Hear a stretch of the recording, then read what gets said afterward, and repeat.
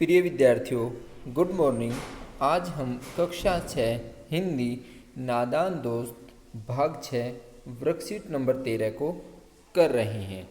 और प्यारे बच्चों, जो पिछली वर्कशीट थी उसमें हमने पढ़ा था कि दोपहर में माँ दोनों बच्चों को पास सोता न देखकर बाहर निकल आई और माँ ने दोनों बच्चों को डांट डपट कर फिर कमरे में बंद कर दिया और आप धीरे धीरे उन्हें पंखा करने लगी और उसके बाद बच्चों को नींद आ जाती है। आज हम उसी से आगे पढ़ेंगे। 4 बजे एकाएक मतलब अचानक श्यामा की नींद खुल जाती है। किवाड़ खुले हुए थे। वह दौड़ी हुई कॉर्निश के पास आई और ऊपर की तरफ ताकने लगी।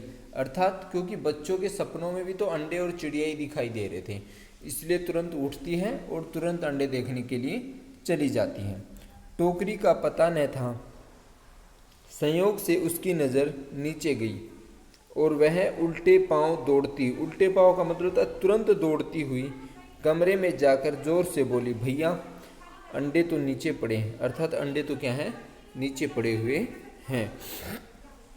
बच्चे उड़ गए।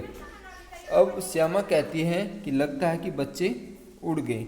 केशव घबराकर उठा। केशव तुरंत उठता है और दौड़ा हुआ बाहर आया तो क्या देखता है कि तीनों अंडे नीचे टूटे पड़े हैं और उनसे कोई चूने की सी चीज़ बाहर निकल आई है। अर्थात अंडे टूट गए हैं और उनके अंदर चूने जैसी कोई चीज़ बाहर निकल आई हुई है। पानी की प्याली भी एक तरफ टूटी पड़ी है। उनके चेहरे का रंग उड़ गया। सैमी आंखों से जमीन की तरफ देखने लगा। श्यामा ने पूछा, बच्चे कहाँ उड़ गए भैया?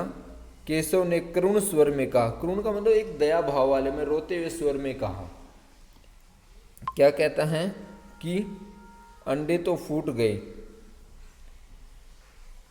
श्यामा और बच्चे कहाँ गए? अब श्यामा कहती अंडे फूट गए तो फिर बच्चे कहाँ गए? अब केशव को गुस्सा आता है क्योंकि वो तो बेचारी छोटी बच्ची थी, उसको मालूम नहीं था कि अंडे फूटने के बाद नष्ट हो जाते हैं। केशव तेरे सर में, कह रहा कि तेरे सर में गए बच्चे, मतलब जैसे हम बोलते हैं ना वैसे ही कहता है केशव भी। देखती नहीं है अंडों में से उजला उजला पानी निकल आया। उजला उजला मतलब पीला पीला टाइप से एक पानी निकल आया है और वहीं तो 2-4 दिनों में बच्चे बन जाते। कह रहा वही तो बच्चे बनते, अब ये फूट गए हैं तो बच्चे कैसे बनेंगे। अब हम इसका अभ्यास करते हैं। निम्नलिखित प्रश्नों के उत्तर दीजिए। केशव घबरा कर उठा। श्यामा ने गिड़गिड़ाकर कहा। केशव रोनी सूरत बनाकर बोला। ऊपर लिखे वाक्यों में रेखांकित शब्द रीतिवाचक क्रिया विशेषण का काम कर रहे हैं। अर्थात क्रिया विशेषण के 4 भेद होते हैं, उनमें से ये किसका काम कर रहे हैं? रीतिवाचक क्रिया विशेषण का काम कर रहे हैं, क्योंकि यह बताते हैं कि उठने, कहने और बोलने की क्रिया कैसे हुई। कर वाले शब्दों के क्रिया विशेषण होने की एक पहचान यह है भी कि ये अक्सर क्रिया से ठीक पहले आते हैं। जो कर वाले जो भी शब्द होते हैं वो हमेशा क्रिया से पहले आते हैं। जैसे क्रिया ये है तो इससे पहले गिड़गिड़ा कर आया। उठा ये है तो उठा से पहले घबरा कर उससे पहले आया। बोला क्रिया है और इस क्रिया से पहले बनाकर आया। तो ये जो है अक्सर क्रिया से ठीक पहले आते हैं। अब तुम भी इन क्रिया विशेषणों का वाक्यों में प्रयोग करो। अर्थात ये जो क्रिया विशेषण है घबराकर, गिड़गिड़ाकर और बनाकर, इन्हीं से हमें कुछ वाक्यों का निर्माण करना है। आइए जानते हैं इसके बारे में। प्यारे बच्चों, ये आपकी हल्की वर्कशीट है। हमें यहाँ पे बताया गया कि क्रिया विशेषण। अब हम इसकी थोड़ी सी डेफिनेशन जान लेते हैं। क्रिया विशेषण क्या होता है?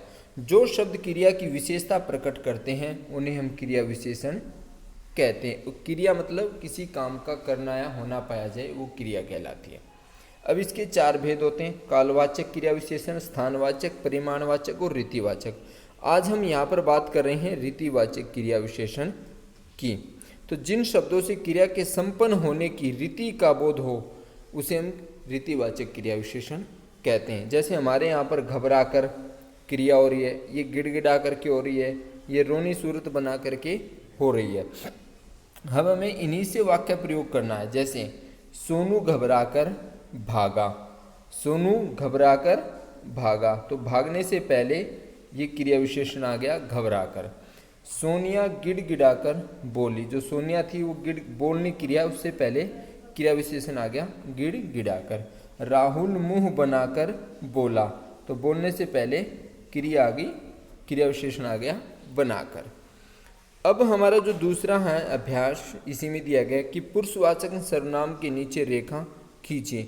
ये एक पैरा दिया हुआ। एक दिन दीपू और नीलू यमुना तट पर बैठे राम बैठे श्याम की ठंडी हवा का आनंद ले रहे थे। तभी उन्होंने, तो उन्होंने क्या है, ये पुरुषवाचक सर्वनाम है। देखा कि एक लंबा आदमी लड़खड़ाता हुआ उनकी ओर चला आ रहा है। पास आकर उसने बड़े दयनीय स्वर में कहा, मैं भी क्या है, पुरुषवाचक सर्वनाम है। भूख से मरा जा रहा हूँ, और क्या आप भी पुरुषवाचक सर्वनाम है, और उसने भी पुरुषवाचक सर्वनाम है। और इसमें जो मुझे वर्ड आया ये भी पुरुषवाचक सर्वनाम है। कुछ खाने को दे सकते हैं। तो प्यारे बच्चों, ये जो वर्ड आए हैं उन्होंने, उसने, म, आप और मुझे, ये सब पुरुषवाचक सर्वनाम हैं। और हमें पुरुषवाचक सर्वनाम के बारे में यहाँ पर बताना है। हिंदी में सर्वनाम की संख्या 6 होती है।